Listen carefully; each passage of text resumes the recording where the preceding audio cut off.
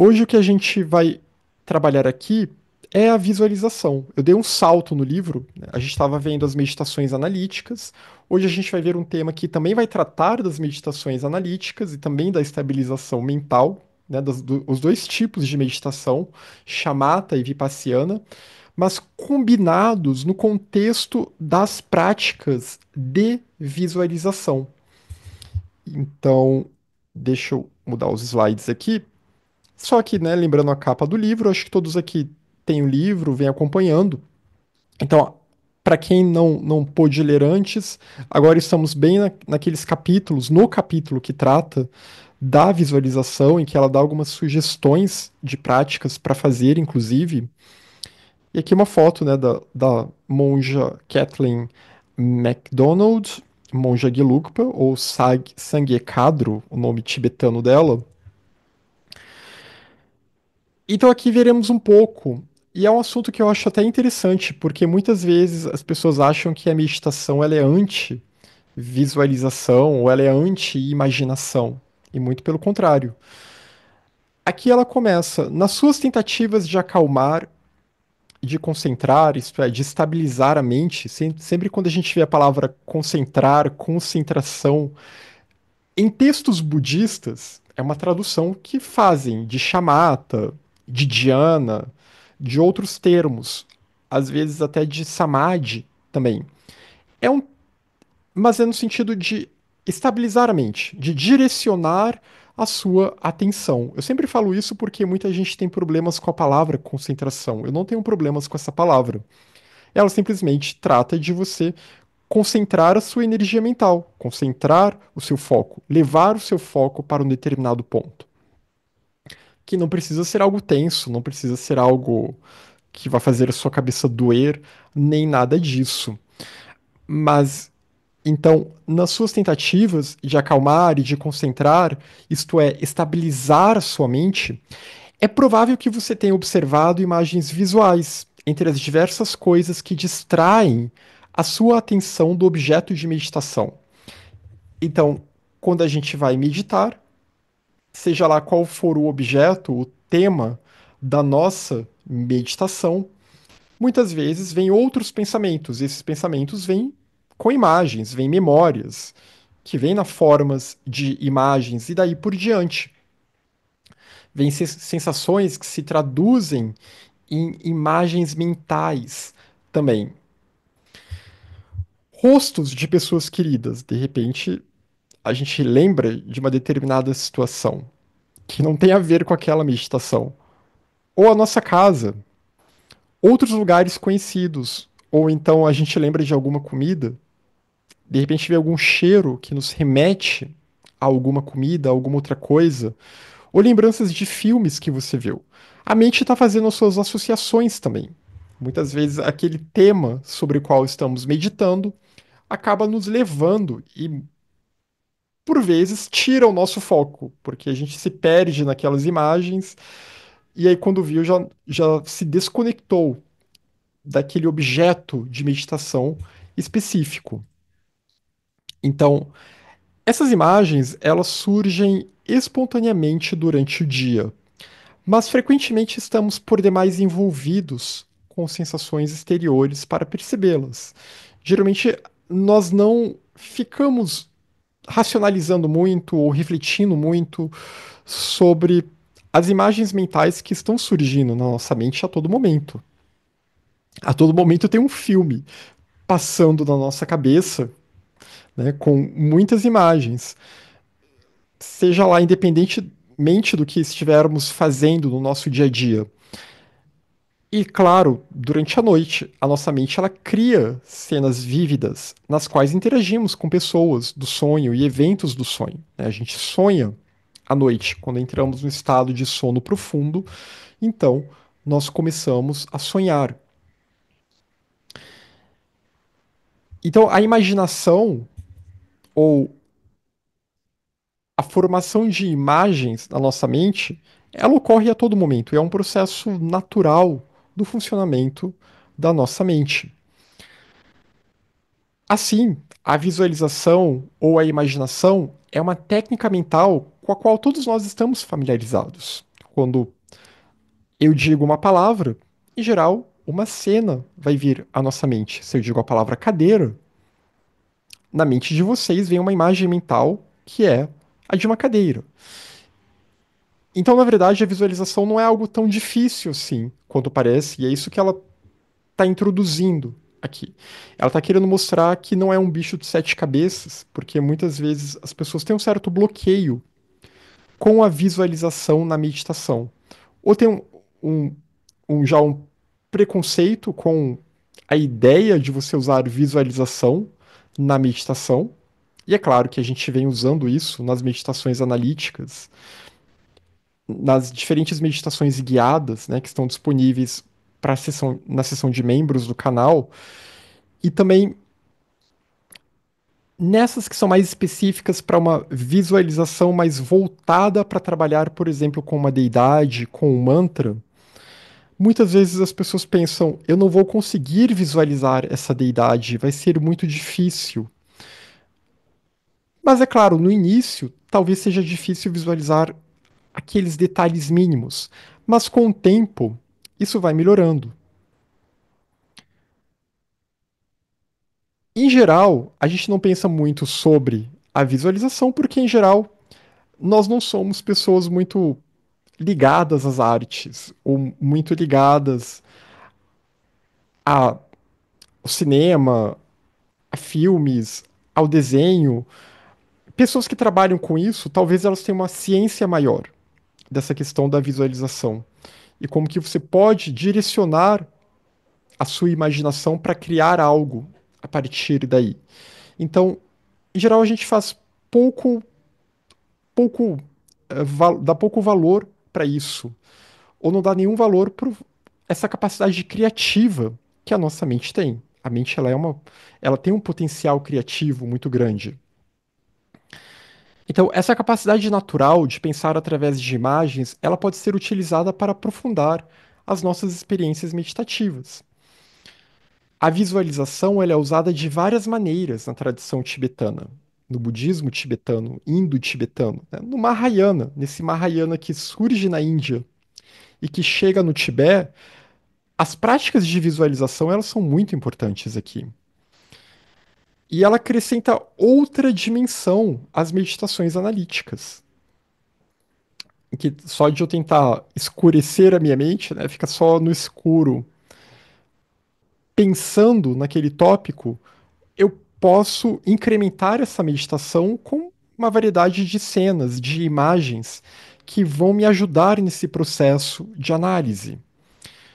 Por exemplo, ao nos visualizarmos morrendo de forma a aguçar a consciência da nossa mortalidade. Aqui é um exemplo que ela dá. Se eu quiser meditar sobre a impermanência, sobre a iminência da morte.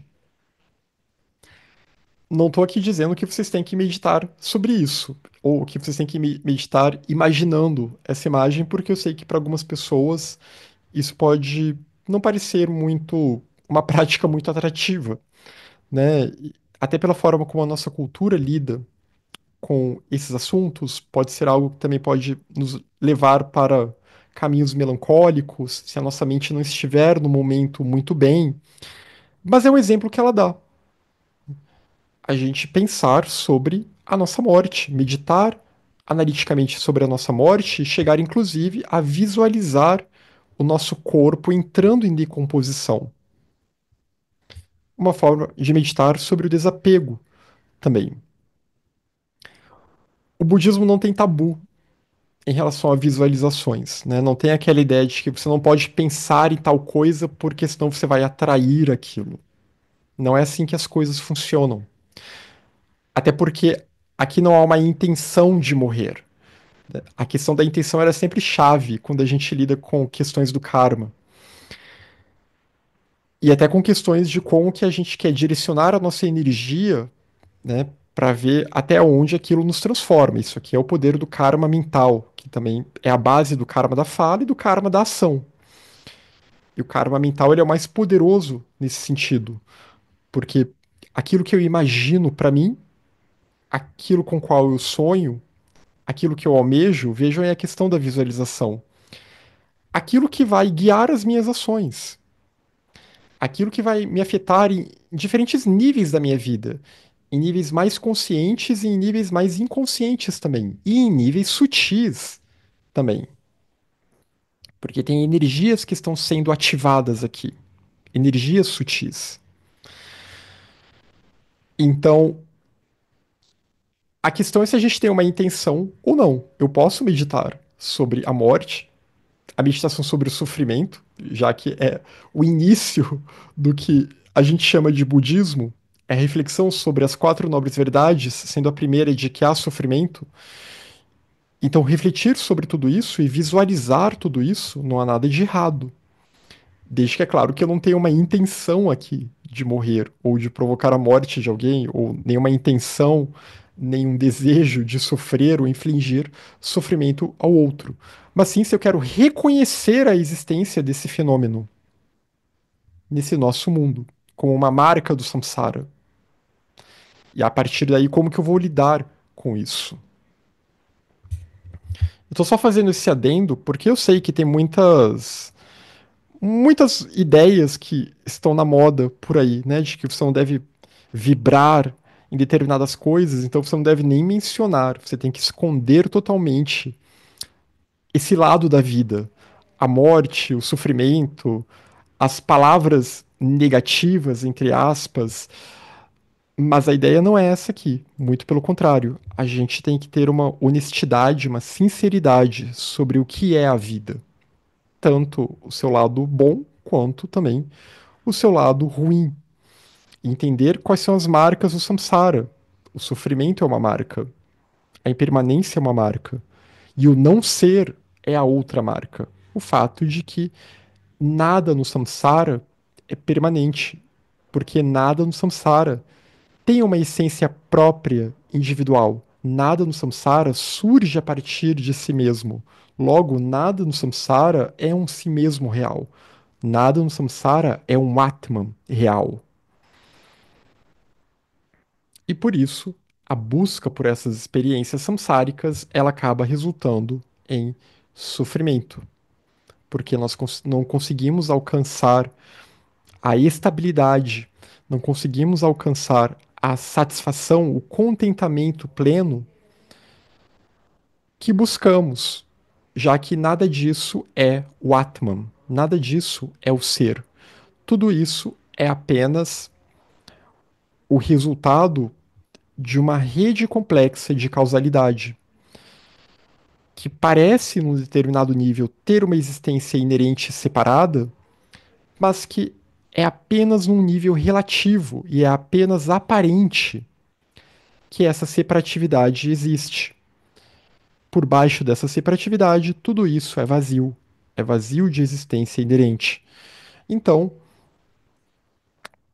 esse breve adendo foi só para falar sobre essa questão, né, de, às vezes, algumas dessas meditações elas realmente implicam em visualizar coisas que na nossa cultura são vistas como negativas, como a morte, como o sofrimento, como a doença. Eu sei que a meditação sobre o sofrimento, que eu acho que até foi na reunião passada, ela causou incômodo em algumas pessoas, né, porque houve alguns tipos de visualização que foram talvez um pouquinho pesadas nesse sentido, né, de nos trazer, nos levar de volta para situações de dor física, de sofrimento físico que talvez não queríamos ter revivido daquela forma, não queríamos ter revisitado, melhor dizendo. Mas o fato é isso também é para gerar um distanciamento, né? Para entender esse fluxo do karma e para entender esse nosso fluxo mental e que nós não somos, de fato, essas sensações, essas dores pelas quais nós passamos. Mas podemos visualizar outras coisas também, né? E hoje eu vou focar em outras coisas mais luminosas que podemos visualizar.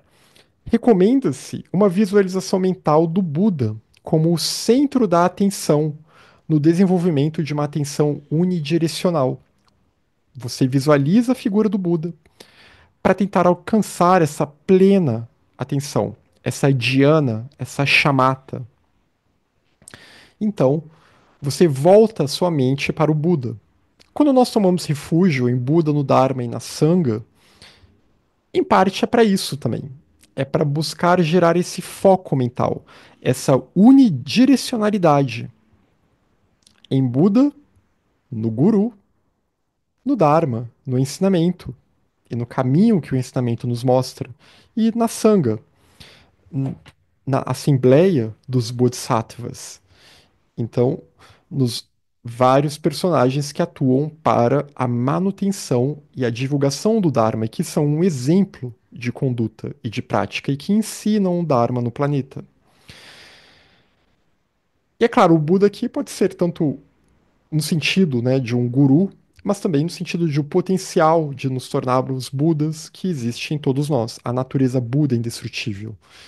Então, uma visualização mental do Buda é uma ótima coisa para visualizarmos, não só durante a prática meditativa, mas ao longo do nosso dia. Se estamos em algum momento que as coisas estão perturbadas ao nosso redor, se a nossa mente está agitada, tente levar a sua mente para uma imagem do Buda. Permita que uma imagem do Buda surja na sua mente e tome refúgio em Buda. Então, visualizar seres iluminados auxilia a reforçar a nossa convicção. Então, aqui ela usou a palavra fé, ou convicção, ou a nossa certeza acerca do caminho a ser percorrido. E também nos eleva, né? Nos faz ir além dessa mediocridade humana comum, ordinária, e nos lembra desses seres que são extraordinários, desses seres que deram um passo além, que assim foram. A arte da visualização, porém, é mais bem empregada no Vajrayana.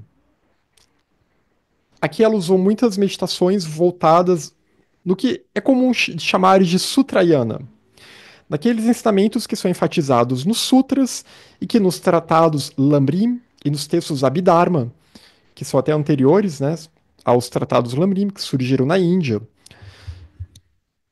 eles são desenvolvidos de um ponto de vista filosófico e do ponto de vista de oferecer orientações e sugestões de meditação para os praticantes, para os buscadores. Então, a morte, a iminência da morte, o sofrimento, o cuidado com as vidas futuras, a meditação sobre o karma, todas essas meditações, elas estão nessa seara do Sutrayana. Outros tópicos também, né? Imaginar todos os seres como as nossas mães, meditações voltadas para a compaixão, para diferentes paramitas, por exemplo, uma meditação voltada para o cultivo da paciência na mente. Todas elas têm uma relação com isso, com os ensinamentos que estão nesses tratados que vão tratar, que vão falar da fenomenologia budista, da psicologia budista, e que vão falar do caminho, da conduta a ser adotada, do que deve ser abandonado e do que deve ser adotado. Quando a gente entra no Tantra, no Vajrayana, lembrando que o Vajrayana não é um veículo separado, o Vajrayana faz parte do Mahayana, não existe Vajrayana sem Mahayana.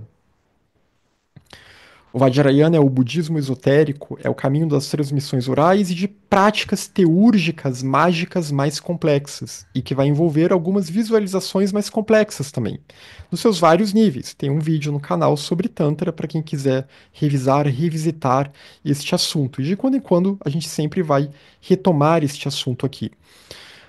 Mas o fato é que no Vajrayana a visualização ela toma um papel central. Enquanto na meditação analítica voltada para tópicos dos sutras, dos tratados Abhidharma, do Lamrim, a visualização ela é uma opção. No Tantra, ela ganha um aspecto central, porque um Tantra é um caminho de buscar acelerar o processo de iluminação. Ninguém vai se iluminar numa única vida, mas é buscar acelerar esse processo, entrando nessa via esotérica, se a pessoa já tiver cumprido com os requisitos adequados. Se ela já tiver cumprido com os requisitos do Mahayana, com toda a base ética do Mahayana e com a visão filosófica correta do Mahayana. Se a pessoa tem medo do vazio de eu, se ela acha que o eu não é vazio, de existência inerente, se ela não concorda com a perspectiva do vazio, então ela não deve nem chegar perto do Tantra. A arte da visualização, então, é muito empregada no Tantra, e o meio mais profundo e rápido de alcançar a iluminação, porque nesse caminho haverá a visualização de deidades, inclusive a autovisualização, que é o estado da geração, né? Em que você visualiza a deidade e mais adiante você se gera como a deidade. É um caminho de buscar se divinizar, digamos assim, e por isso que dá para fazer relações com práticas da teurgia ocidental, né? Da teurgia idônea ocidental, que era praticada lá desde os neoplatônicos e depois também vai ser praticada em escolas de mistérios na Europa. Dá para fazer relações também desse do Tantra budista idôneo com a prática do Jikir no sufismo, né, na vertente mais mística e esotérica do Islã. Mas, porque também vai haver a ênfase nos mantras, o mantra e a visualização, ambos atuando juntos. Então, aqui é uma imagem de Vajradhara, né, que sempre ele representa o aspecto oculto, o Senhor dos Mistérios. Ele também representa a realidade última, o ser último presente em nós, presente em todos os seres, que não é individual, não é um eu, claro. Então, Vajradhara, que é azul marinho, representando também um estado elevado de consciência, a consciência que alcançou Jnana, esse azul lápis lazuli, como se descreve geralmente. Então, as práticas desse caminho, como eu tinha dito, elas estão relacionadas com a total identificação da pessoa, em termos de corpo e mente. Corpo, fala e mente. Né? Corpo, fala e mente. Com um ser iluminado, com uma deidade, e com a visão do ambiente da pessoa como uma região pura, né? Visualizar a terra pura daquela deidade, ou palácio daquela deidade, que você pode gerar uma mandala. E são visualizações muito complexas. O Tantra tem níveis.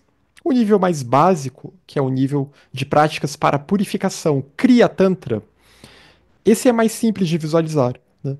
E esse, na verdade, ele é bem difundido. Mantras como Om Mani Padme Hum e a visualização de Avalokiteshvara, isso é uma prática tântrica. Sempre que tiver uma deidade, tiver um mantra, tiver luzes saindo, já estamos praticando o Tantra num determinado nível. Mas é um nível mais seguro, um nível voltado para a purificação dos veículos, para ajudar a ativar alguma virtude vinculada àquela deidade, né? Ajudar a transformar a nossa mente, vibrando naquela virtude.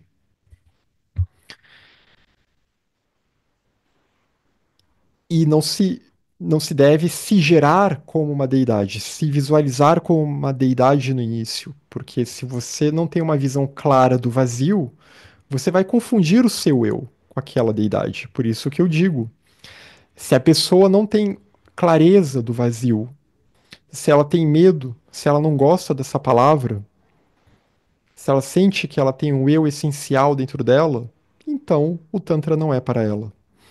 Essas práticas não são para ela.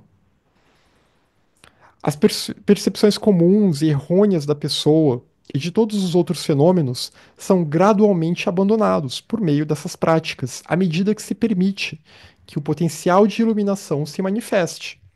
Mas para isso é necessário tirar o eu do caminho.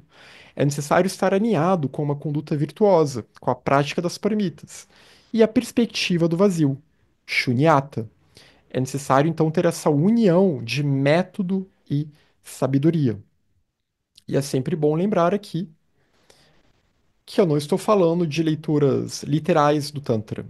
Aqui nós estamos alinhados com a perspectiva da antiga escola Kadampa, a Kadampa original, que flui, cujos ensinamentos fluem até a escola Gelugpa do grande reformador do Dharma no Tibete, Jetson Kappa. E nessa linhagem, o Tantra ele nunca vai incluir relações sexuais físicas, ele nunca vai incluir coisas que são associadas a esse assunto no Ocidente ou por outras vertentes. Ele nunca vai incluir nada disso. É realmente um caminho de purificação total e de desapego total das, dos prazeres sensórios, das coisas que nos prendem ao samsara.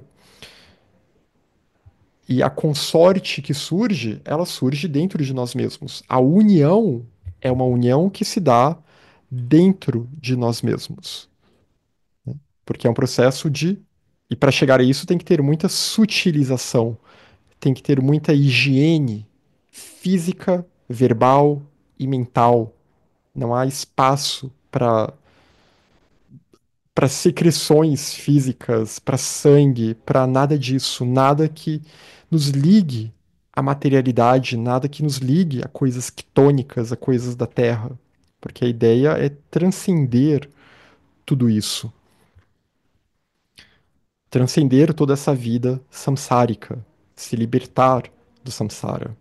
Por isso que o Tantra, no seu nível mais básico e elementar, e que é importantíssimo, ele é voltado para práticas de purificação, para auxiliar no caminho do Mahayana, a cultivar e a desenvolver essas virtudes. E por isso que é um caminho que exige uma série de renúncias, inclusive toda uma questão de uma dieta alimentar específica, né? Um vegetarianismo total, não comer alho, não comer cebola, não poluir os nossos veículos sutis. Álcool nem pensar, né?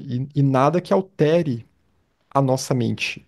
Aí tem que seguir à risca os preceitos budistas, os preceitos Mahayana. Se a pessoa não concorda, se ela não se identifica, então esse caminho não é para ela e tá tudo bem. As pessoas são livres para escolher.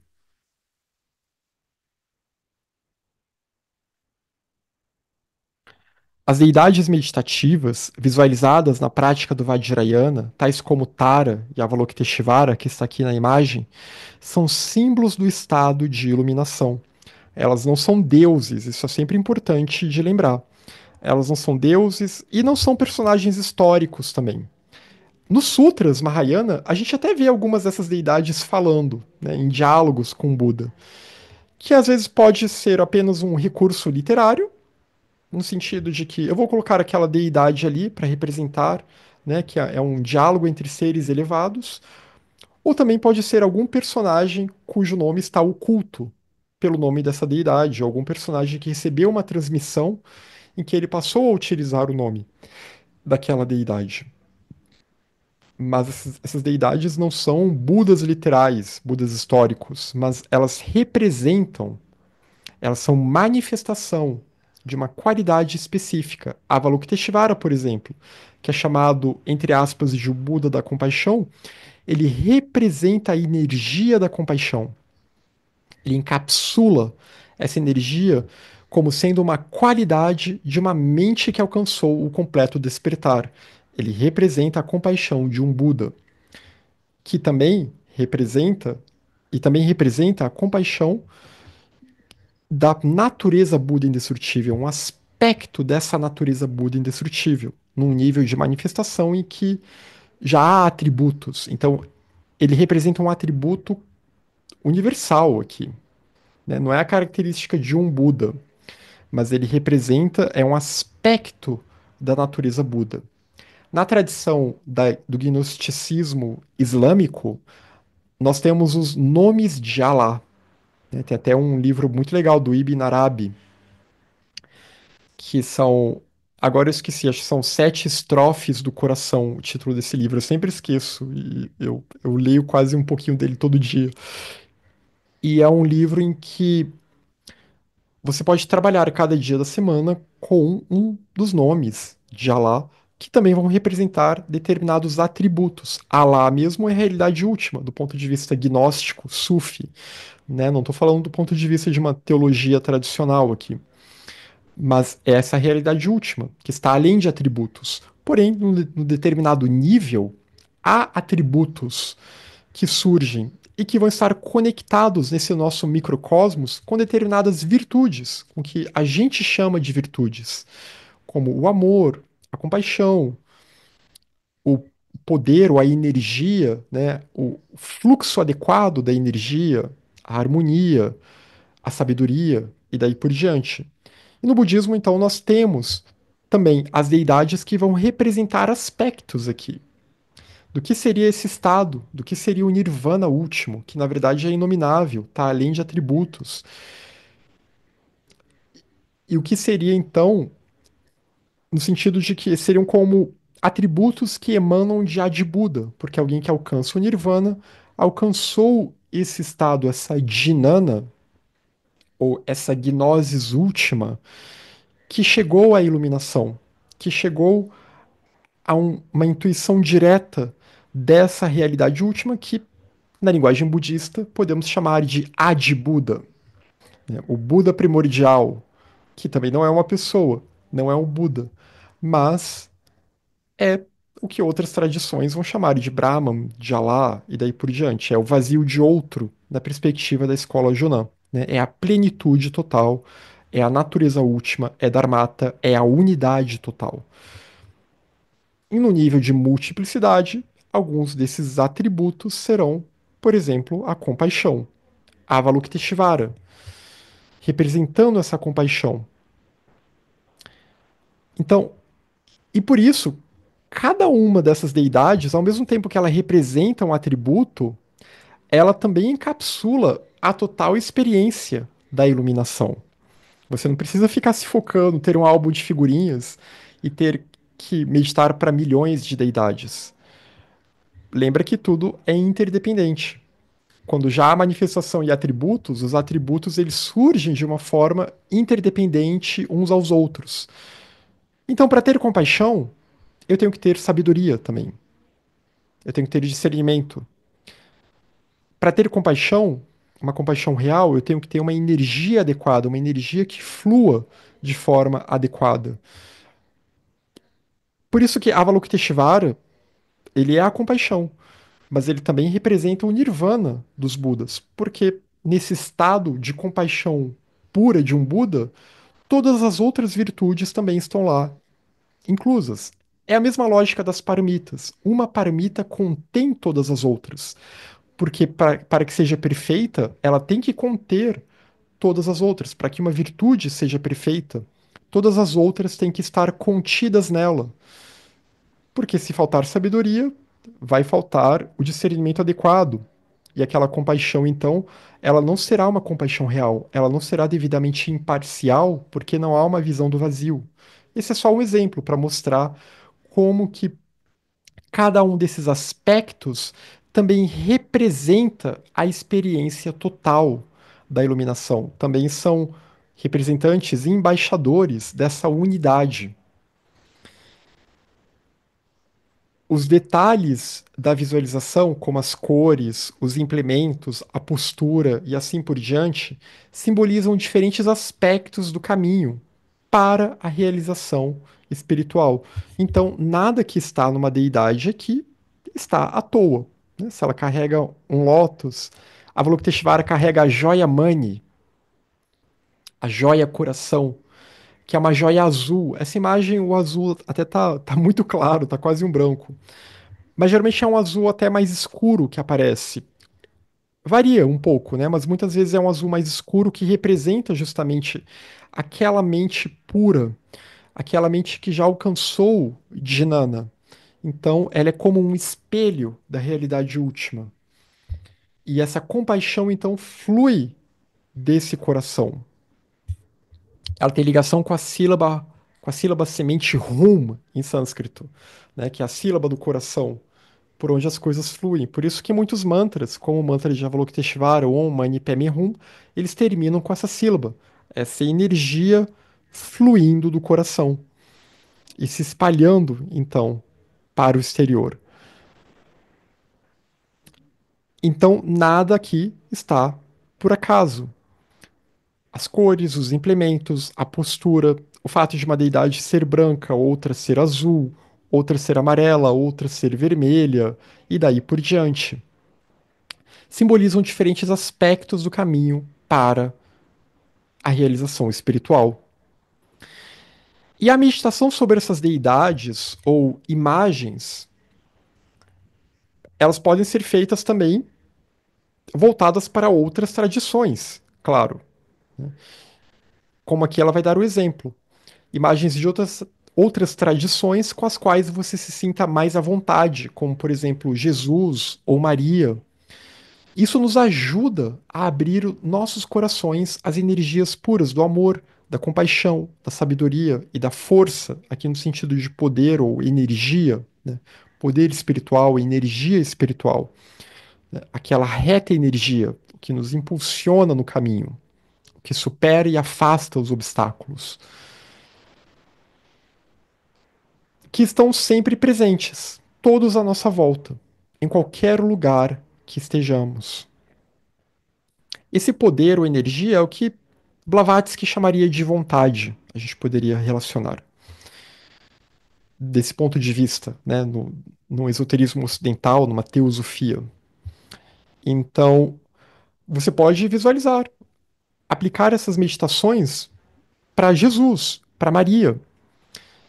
E aí, como são personagens que existiram, já aqui já entra num outro tipo de prática também, que é a Guru Yoga, que é quando nós visualizamos um instrutor, um mestre, um bodhisattva com o qual nós nos identificamos e buscamos uma conexão com esse personagem, no sentido de que buscamos seguir aquele exemplo e estamos nos colocando como disponíveis também para tentar seguir aquele exemplo, para tentar trabalhar em prol daquela linhagem a qual esse guru, esse personagem está ligado. É claro que aí temos que tomar um certo cuidado. A gente tem que saber, claro, se esse personagem de fato é alguém elevado, se é alguém idôneo. Aqui na tradição budista, nós podemos visualizar o Buda, isso é garantido. E outros bodhisattvas muito elevados, da linhagem Kadampa Gelugpa, como Jetsun Kappa, por exemplo. Numa tradição cristã, gnóstica cristã, Jesus, claro, se considerarmos, reconhecermos Jesus como um bodhisattva, Maria como uma bodhisattva, se reconhecemos que esses personagens são bodhisattvas, são mestres de sabedoria, são mahatmas, então também podemos visualizá-los e buscar uma conexão com eles e buscar seguir esse exemplo, né? Então, a meditação pode ser voltada para eles também. E aqui para pontuar, porque ela citou esses três aspectos que são chamados os três aspectos principais da mente de um Buda: compaixão, sabedoria e poder, que no livro está como força, mas geralmente se traduz como poder, que é a ideia de energia aqui, esse ímpeto para seguirmos no caminho. E esse ímpeto, essa energia ígnea que afasta as perturbações. Então, Manjushri, representando a sabedoria, Manjushri com a sua espada flamejante, a espada que corta os elos da ignorância. Manjushri também segura com a sua mão esquerda, né? As imagens aqui elas estão espelhadas com a sua mão esquerda, há um lótus que se abre. E nesse lótus há os sutras Prajnaparamita, os sutras da perfeição da sabedoria. Então, meditações voltadas para Manjushri e mantras vinculados a Manjushri visam o despertar da sabedoria e vão ter tudo a ver com o vazio, com Shunya, com Shunyata, com Prajna, a sabedoria que compreende o vazio, com o discernimento, com o Viveka, com a sabedoria que conduz a Dhinana. Avalokiteshvara, que representa a compaixão. Então, essa energia compassiva que flui do coração. E aqui há uma ênfase especial no coração, né? Essa joia azul que ele carrega no coração, representando essa mente pura e que é pura, então, portanto, ela é compassiva. Ela está iluminada por Bodhicitta, pela luz de Bodhicitta, a mente do despertar, a mente altruísta. Então, essa energia ela flui do coração rumo aos outros seres, para que sutilmente ela ative essa mesma joia nos outros seres. É como a natureza Buda querendo despertar, querendo transbordar do nosso coração e querendo tocar o coração dos outros seres, despertar o coração dos outros seres. Então, Avalokiteshvara representando aqui a compaixão. E é branco, essa cor que sempre representa a pureza também. A pureza do veículo, dos três veículos de corpo, fala e mente. E Vajrapani, que é azul marinho, que representa o poder. Esse azul marinho que também tem essa ideia de uma mente que está pura, uma mente então que está dotada de uma energia adequada, não é uma energia mal direcionada aqui. Então esse ímpeto, esse poder, ele é rodeado por chamas que queimam as perturbações, que afastam as forças perturbadoras. Com o seu braço direito, ele empunha um Vajra, ele é o senhor do Vajra, o senhor do trovão, o detentor do trovão. E assim ele afasta as perturbações, com esse Vajra, com esse trovão da compaixão, que destrói as perturbações internas e externas e que concede proteção aos seres, dando-lhes energia, dando-lhes ímpeto, dando-lhes víria. E ele também carrega uma corda, que talvez não dê para ver muito bem aqui, com a sua mão esquerda, que é a corda que prende as perturbações e não deixa elas se espalharem. E ele pisa, inclusive, sobre os kleshas. Dá pra ver que ele tá pisando sobre dois corpos aqui. Ele pisa sobre o apego e sobre a aversão. Todas essas deidades, elas estão sobre um lótus. O lótus representa a renúncia. Esse lótus que se abre, porque é a base do caminho. Sem renúncia, sem desapego, não é possível trilhar a senda do Dharma, trilhar a senda Mahayana. Sobre esse lótus surge uma almofada em tamanho de lua cheia, porque a partir da renúncia, e a maior das renúncias é a renúncia ao eu, surge Bodhicitta, a mente altruísta. Então, a lua cheia no budismo, ela sempre representa Bodhicitta, sempre representa aquela mente que está preenchida de luz, pela luz Bodhi, a luz da sabedoria. Essa luz, esse Bodhi que é representado pelo sol, né? E o sol representa também o vazio, a compreensão do vazio. Você percebe, você tem uma compreensão desperta do eu e dos fenômenos, porque você percebe que tudo é shunya, tudo é vazio de existência inerente, tudo é interdependente. E aqui a gente vê nessas imagens, principalmente aqui, acho que a que está mais visível, a do Manjushri e também a de Vajrapani, né? A gente vê acima, tem uma lua em cima e tem um sol em cima. Dá pra ver essas bolinhas que estão acima desses personagens. Elas representam isso. A lua representa Bodhicitta e o sol representa Shunya, representa o vazio ou a sabedoria. Então, vejam que nenhum detalhe aqui está por acaso, e há vários outros detalhes aqui. Para quem nos encontrar no Rio de Janeiro no final do mês, né, trabalharemos com isso bastante, com esses três aspectos: sabedoria, compaixão e poder, com essas três deidades e com textos Mahayana vinculados a essas três deidades.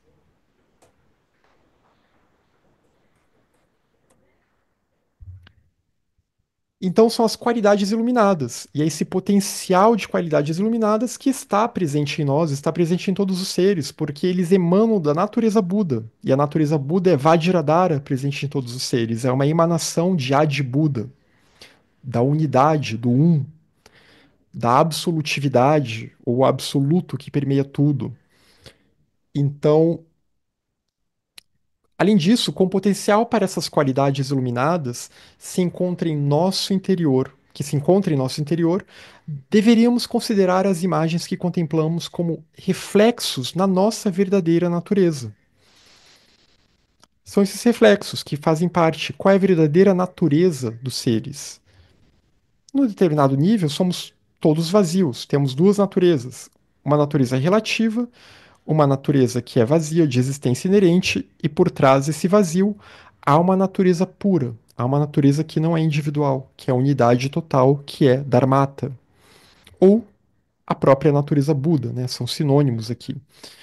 O ser humano é chamado de natureza Buda porque é essa natureza que conduz, que permite que haja a iluminação, né? É a base da iluminação. Se iluminar é desvelar essa natureza. Então, apesar da realidade última ser inexprimível, Dharmata, Tathagata Garba, seja lá o nome que a gente dá, a realidade última ela é inexprimível. As palavras nos levam a descobri-la. Assim também as imagens podem nos fazer pensar na experiência da iluminação até que ela se torne uma realidade viva. Então, as palavras, os mantras, as imagens, elas servem para refinar a nossa mente e para fazer com que ela se aproxime disso que está além das palavras, mas que num determinado nível de realidade, de manifestação, acaba sendo traduzido. Nenhuma tradução, né, realmente vai levar, nenhuma palavra leva para a experiência de fato. Mas a gente vibrar nessa palavra, a gente buscar essas imagens, a gente buscar essas visualizações e esses mantras vão nos aproximar até chegar na hora em que conseguiremos chegar à iluminação última de um Buda, quem sabe, que está além de qualquer palavra, está além de qualquer verbalização. Aqui uma imagem de Vajrasattva, que representa essa natureza pura e última. O último ser inexprimível, o ser último inexprimível, né? Vajrasattva, o ser adamantino. E aqui, Vajrasattva é sempre branco e emana uma luz que purifica todas as coisas. É uma prática voltada para a purificação, a prática de Vajrasattva. As duas espécies de meditação, a analítica, Vipassana, e a estabilizadora, Shamatha, elas são usadas em conjunto nas técnicas de visualização. Então, quando a gente visualiza, e é até importante o que ela trata aqui nesse capítulo, né, para mostrar que o, no Vajrayana, nessas práticas de Tantra, não se abandona Shamatha e Vipassana. Elas continuam, porque isso ainda é meditação. Então, Vipassana e Shamatha continuam lá e são usadas em conjunto nessas técnicas de visualização. Porque nós precisamos do pensamento analítico, precisamos de Vipassana para construir a imagem no início da meditação. A mente ela está criando um ambiente ali e está construindo uma imagem. E para recordá-la sempre que ela se perder durante a sessão, ou se aparecer algum tipo de perturbação, tiver que aplicar um antídoto, então nós vamos usar da meditação analítica aqui. E a análise ela é também utilizada para que possamos lidar com outros problemas, né? Como eu tinha falado, essas perturbações, tais como a distração ou pensamentos negativos que possam vir para interferir na prática. E também há um nível dessas meditações e que podem vir intuições. Quando se visualiza uma deidade, se visualiza a luz que é emanada da deidade, se entoa o mantra, podem vir intuições ali. E isso é vipassiana. Né? É o nível mais profundo de vipassiana, quando vem determinados insights, intuições. Aqui uma imagem de Aryatara, a compaixão em ação, né? Aquela que surge de uma lágrima de Avalokiteshvara. Então, na cor verde aqui, que representam as ações, a compaixão ativa no mundo, as ações compassivas. Então, práticas para Tara também são voltadas para a compaixão de uma forma mais ativa, né? As puras ações, as ações altruístas que não buscam um fruto egoísta, mas buscam o benefício de todos os seres.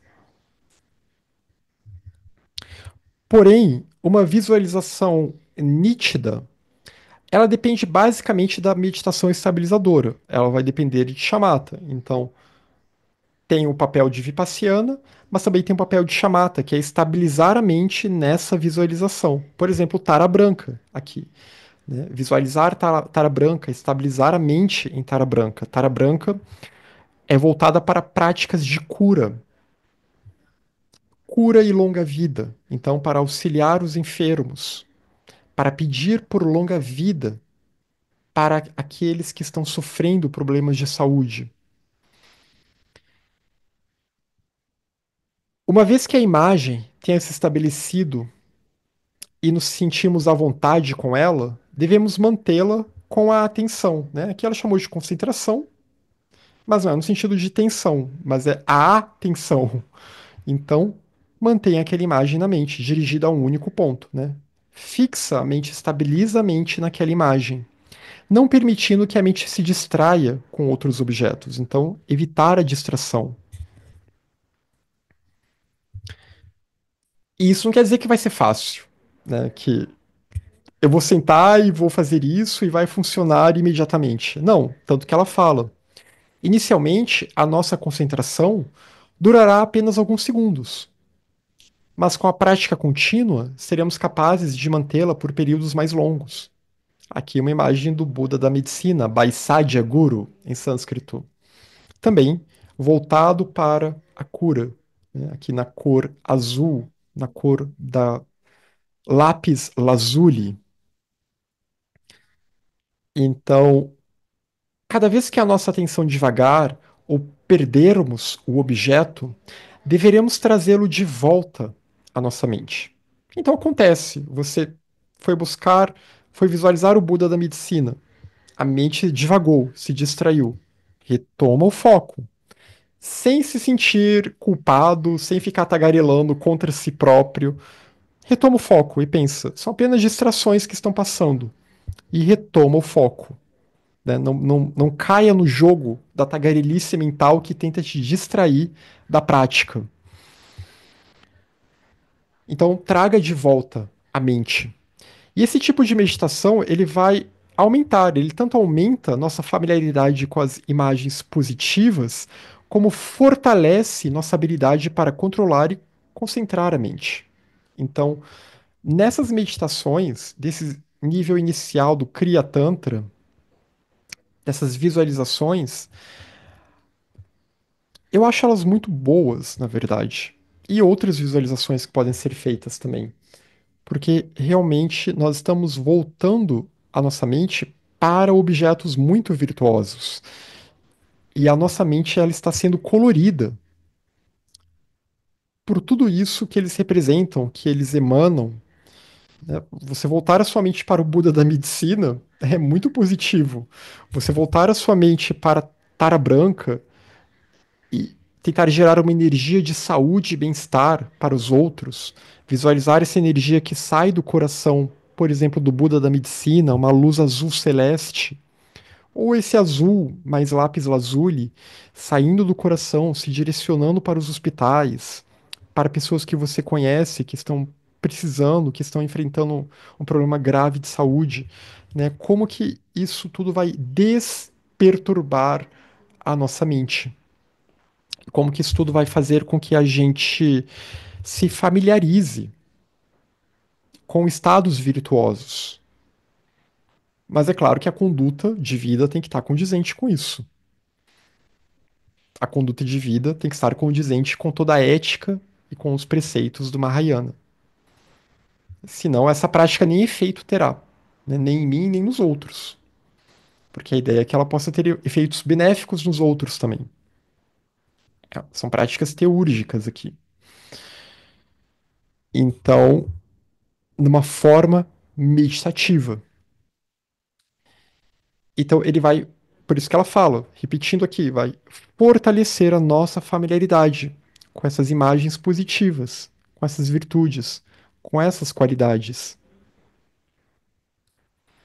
E vai nos ajudar a controlar a nossa mente, a concentrar a nossa mente.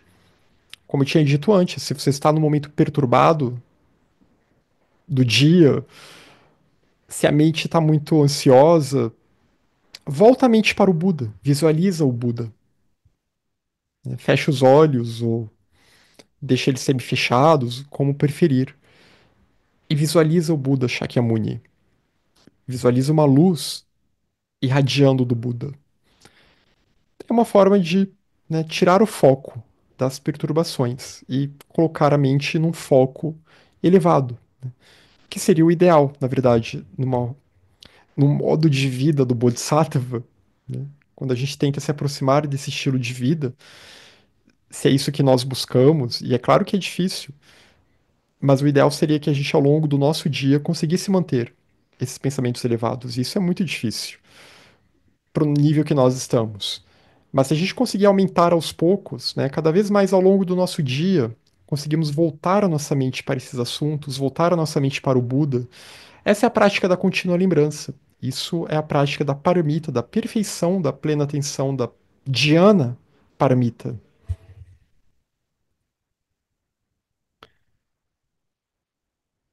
E é comum que de início se considere a visualização como difícil. Como ela mesmo já falou aqui, não é fácil. E às vezes vai durar alguns segundos, às vezes a imagem não vai ser tão clara de início, mas com o tempo, com a familiarização, com a rotina, com a constância, isso vai ficando mais claro. Por isso também, né, que não vale a pena querer ter um álbum de figurinhas de muitas visualizações diferentes e muitas deidades diferentes e mantras diferentes. O ideal são aquelas com as quais você mais se identifica, ou aquelas que são enfatizadas nos estudos.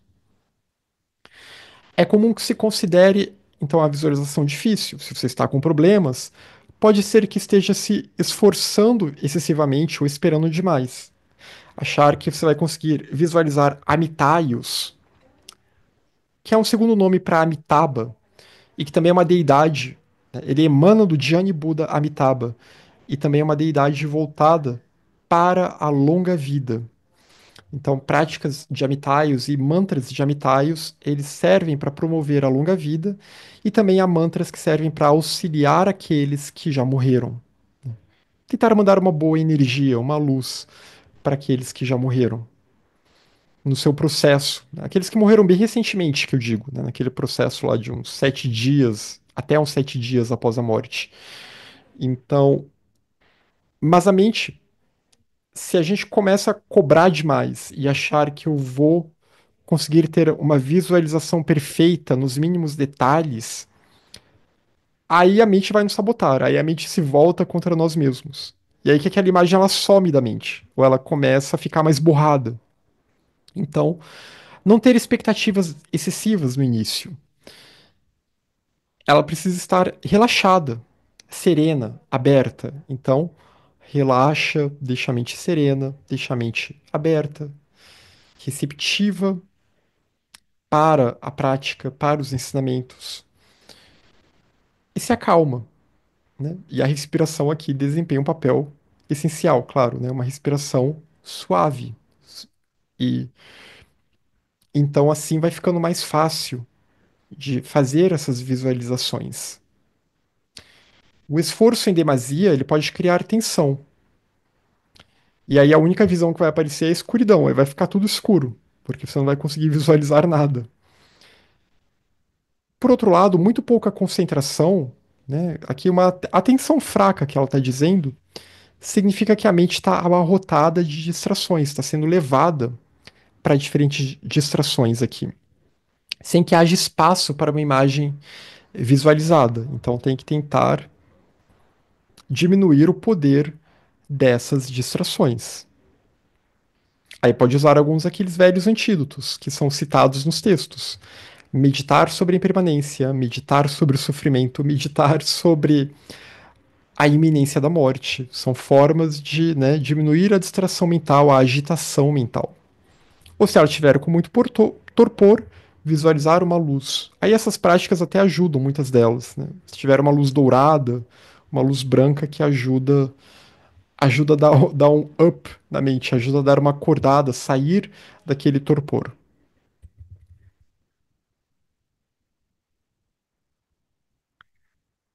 Devemos aprender a ajustar a nossa atenção, como afinaríamos um instrumento musical, com sensibilidade e com paciência. É um processo, não é do dia para a noite e não é súbito. Até que encontremos o estado mental adequado em que o objeto possa aparecer nitidamente. E esse estado ele chega. Quando estamos tranquilos, às vezes aquela visualização ela vem, né? E ela vem com uma facilidade muito grande. E às vezes, se a gente não está num dia muito bom, vai ser um pouquinho mais difícil, mas a gente tenta ainda assim e pode conseguir. Lembre-se também que a visualização utiliza a faculdade mental e não os olhos, né? Não são esses olhos aqui, são os olhos da mente. Tanto que a prática se dá com olhos fechados, geralmente, ou geralmente mais semi-fechados, né, do que fechados totalmente. Você pode tentar fazer uma visualização de olho aberto, até pode, vai ser mais difícil, mas né, não é proibido. Se você perceber que está se esforçando para ver alguma coisa, você compreendeu mal a técnica.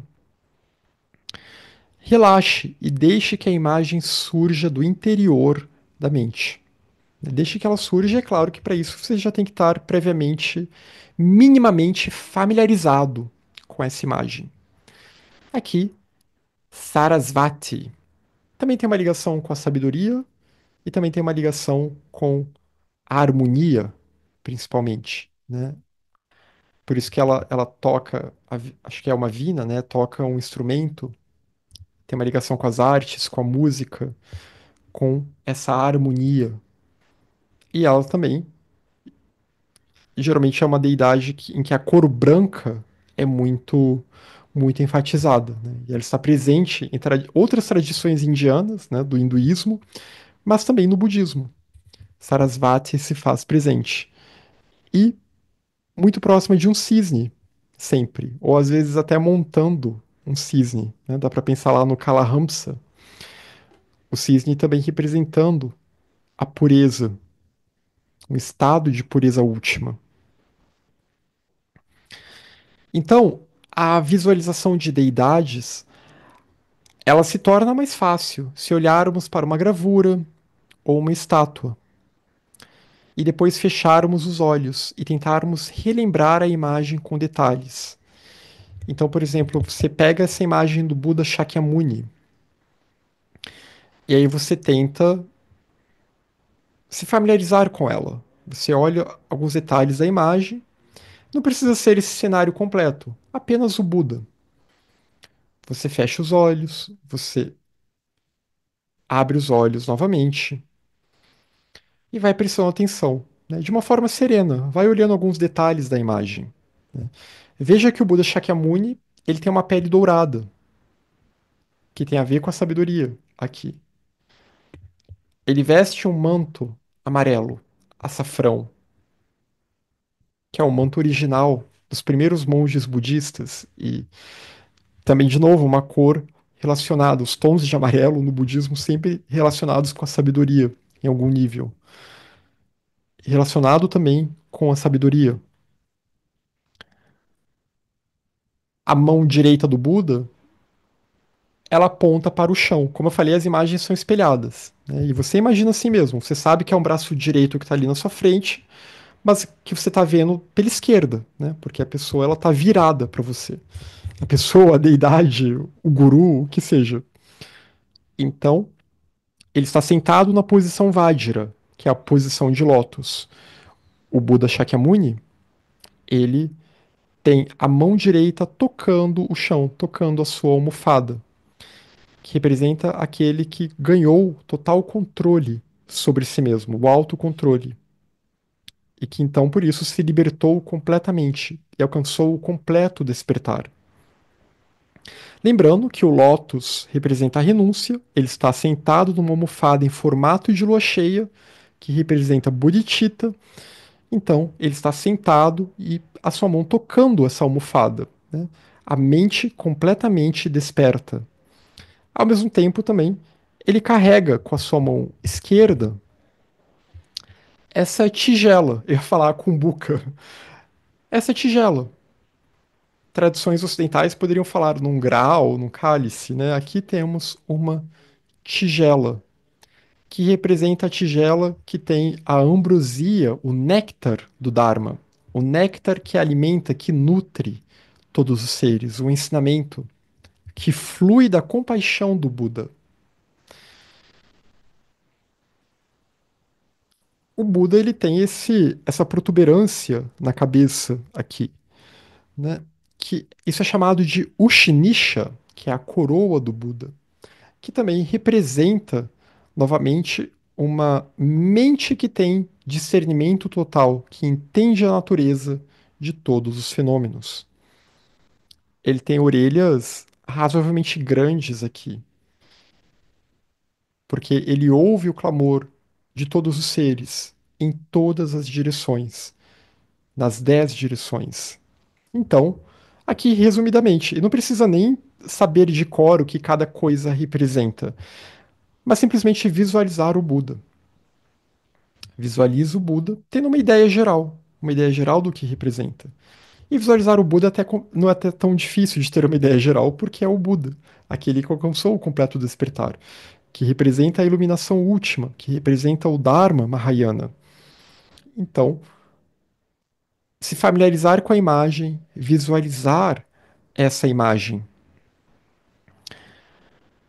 E quando for visualizar, não pense que sua imagem visualizada deverá ser chata como um desenho, como ela fala aqui, né? Uma imagem achatada, 2D e sem vida como uma estátua, né? Ou então como se fosse uma estátua parada. Não precisa ser isso. Ela deverá ser rica, cheia de vida e de sentimento, né? Claro, sentimentos elevados aqui, virtudes. Ser tridimensional. Imaginar que realmente é algo tridimensional que se manifesta. E constituída, e algo vivo, principalmente, é saber que isso é algo vivo, cheio de vida, e constituída de uma luz pura e radiante. Então, visualizar o Buda irradiando luz, permeado por luz, que pode ser uma luz branca, uma luz amarela, uma luz dourada. Sinta que você está na presença de um ser abençoado, compassivo e iluminado. Então, levar para a mente essa ideia, esse estado, de que estamos na presença do Buda e tentar sentir isso, tentar gerar esse sentimento em nós, de que o Buda está à nossa frente. Quando se fala nessas visualizações, mesmo que a gente não fique racionalizando e pensando a cada momento o que cada um desses detalhes significa, é saber que essa imagem e tudo que ela representa, e a tradição a qual ela está ligada, a linhagem em que ela surgiu, o mantra vinculado a ela, aqueles que transmitiram as práticas, tudo isso está em operação quando nós fazemos essas práticas. Tudo isso está sendo, de certa forma, invocado. E que a ideia é que isso vá transformar, vai agir na nossa mente, porque a imagem ela fala para elementos da nossa mente que a palavra não fala. A imagem ela traduz coisas que às vezes em palavras a gente ainda não traduz muito claramente, ou não consegue traduzir muito claramente. A imagem, o símbolo, ela atinge, alcança camadas mais profundas da nossa mente. Sempre bom lembrar que no budismo também há um aspecto inconsciente da mente. Então, ela evoca potenciais que estão latentes em nós, que estão inconscientes em nós. E que não necessariamente são individuais, né? São potenciais que estão presentes em todos os seres. Esses atributos divinos, eles estão presentes em todos os seres porque todos os seres são permeados por essa luz que é a realidade última, que é o Tathagata Garbha, ou a natureza Buda indestrutível que permeia tudo, né? Essa luz de Adi Buda, o Buda primordial, o Buda cósmico, ou para Brahman em outras linguagens, ou Brahman em outras linguagens. É essa luz que vem dessa unidade, que emana dessa unidade.